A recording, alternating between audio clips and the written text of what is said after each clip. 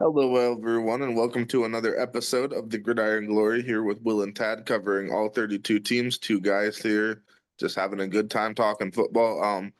The Packers, they beat the Commanders 27 to 18, continuing their impressive start to the 2025 season, looking very strong. Jordan Love 19 and 31, two touchdowns, 292 yards. So a very big game there for Love. His top target in this matchup was Tucker Kraft, six catches for 124 yards and a touchdown. And I'd like to ask, Will, where would you rank Tucker Kraft among NFL tight ends after what we saw this Thursday night? Yeah, Tucker Kraft certainly, to me, in the top tier of tight ends in the league.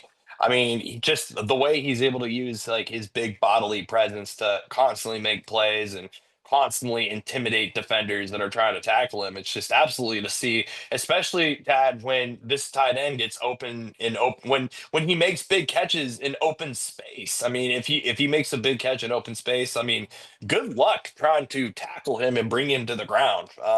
Yeah, the six catches, 124 yards, and a touchdown. Just absolutely incredible from Mr. Tucker Kraft. Um, Yeah. yeah.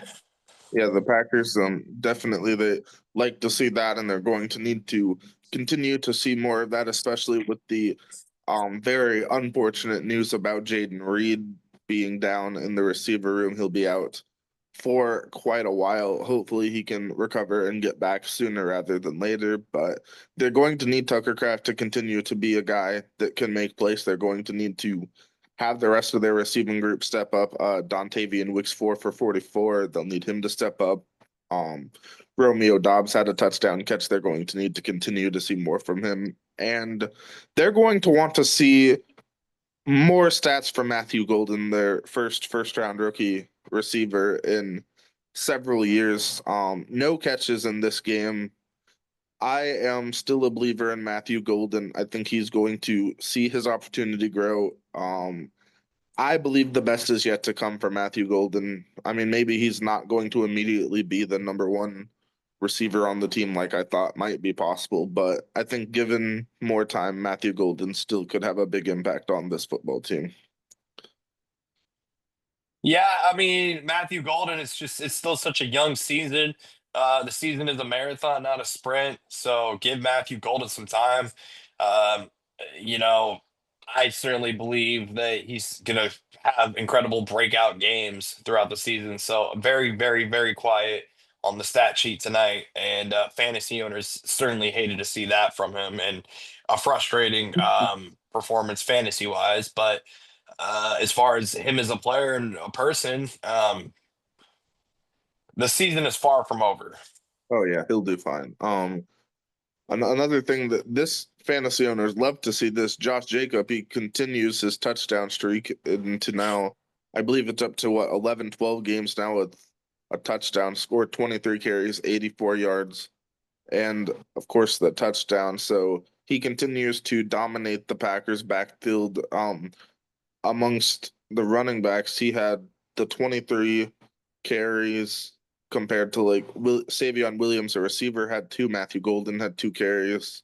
Jordan Love had three carries. So, I mean, he's just dominating the backfield right now. And I think we're going to continue to see big success by Josh Jacobs. Yeah, Josh Jacobs, yeah, 23 carries for 83 yards and a touchdown. Josh Jacobs, to me, Tad, is a top 10 running back in this league. When called upon, time in and time out, he just constantly goes out there and does his job. Eh, I mean, honestly, I would say Josh Jacobs is like, he, when it comes to like work ethic, he reminds me so much of just like Chuba Hubbard, but just so much better. Yeah, definitely a top level running back in the league. The Packers defense in this game was absolutely incredible, shutting out what can be a dynamic Washington offense. They were not dynamic in this game.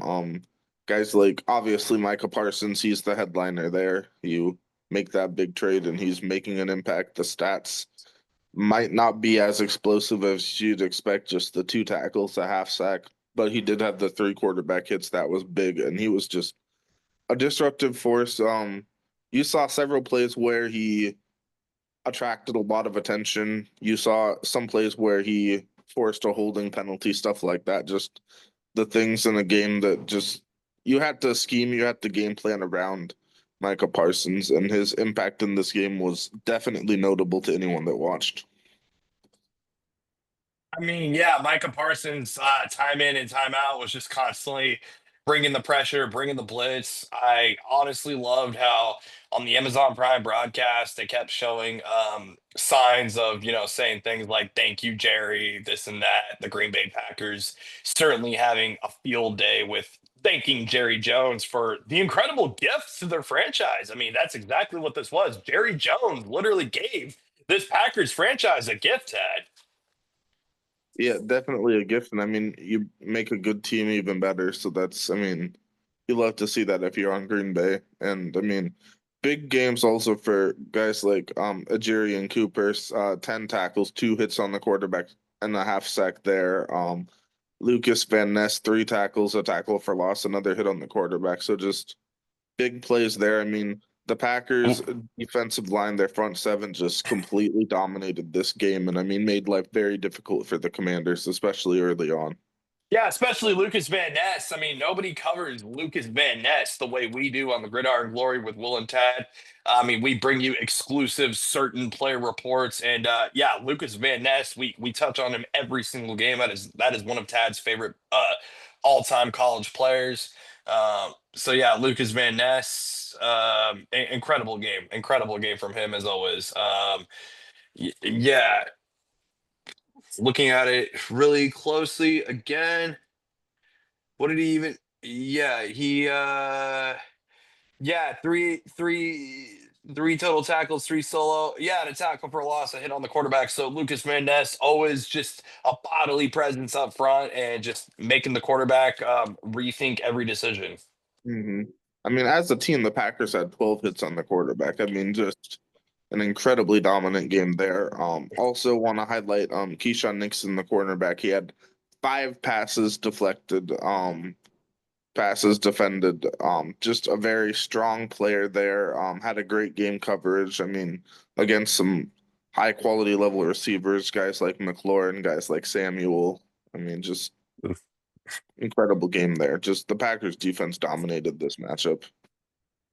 Yeah, the Packers defense absolutely dominated this matchup. Their offense went out there, they made some big plays.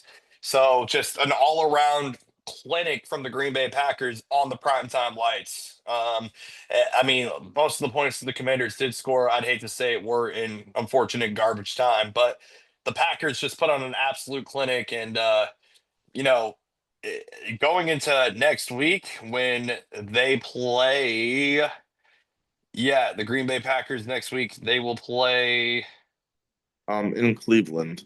a team in the National Football League that they claim to be in the National Football League, the Cleveland Browns. I'm kidding. I'm Oh kidding. I'm my. kidding. Yeah, I mean after last week's performance, well, nah. But yeah, Green Bay at Cleveland and then let's see here.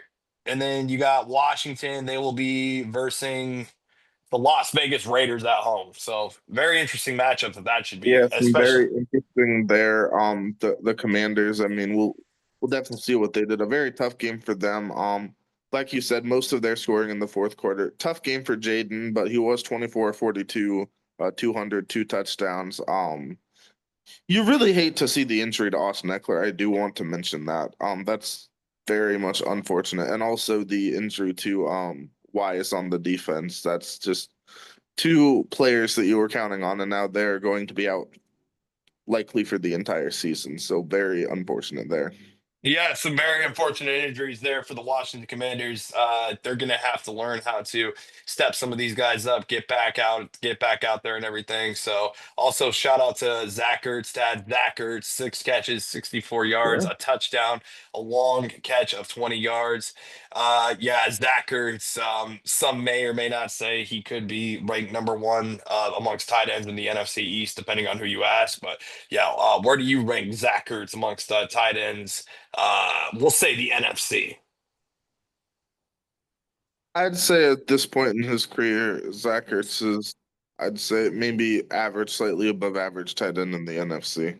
And obviously, Tad, Zach Ertz with that big touchdown catch and play that kind of gave the Washington Commanders a fighting chance. What was going through your head, and what was your emotions on that Zach Ertz touchdown? For me, I was thinking, wow, a potential case for being the best tight end in the NFC East. Yeah, when I saw that touchdown, I immediately thought, man, I bet Will's gonna bring this up on the podcast and say he might be the best tight end in the East. That's what's going through my head. But yeah, I mean, it's an incredible play, and it's just great to see him continuing his career this late stage. Yeah, for sure. I didn't really have any other final thoughts or takes on Packers and Commanders. Shout out Bobby Wagner, always a very high level player. Thank you all for watching. The Gridiron Glory here with Will and Tad. Please continue to like, subscribe, follow our content. Thanks for watching.